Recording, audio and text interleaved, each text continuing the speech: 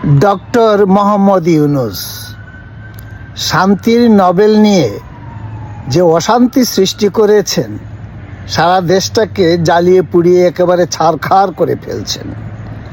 আর আপনার মান সম্মান বলতে তো আর কিছুই অবশিষ্ট রইল না।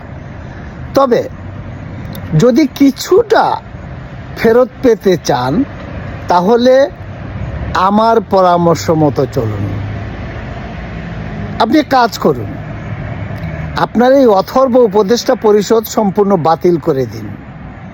তারপর আওয়ামী লীগ সহ সমস্ত রাজনৈতিক দলগুলোকে ডেকে তাদের কাছ থেকে নাম সংগ্রহ করুন আনুপাতিক হারে,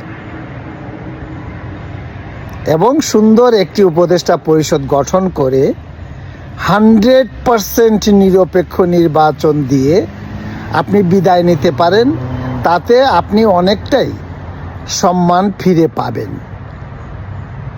তাছাড়া এমনও হতে পারে আপনি ইতিহাসের পাতায় নাম লিখিয়ে ফেলতে পারেন একটা ভালো নির্বাচন দেওয়ার জন্য।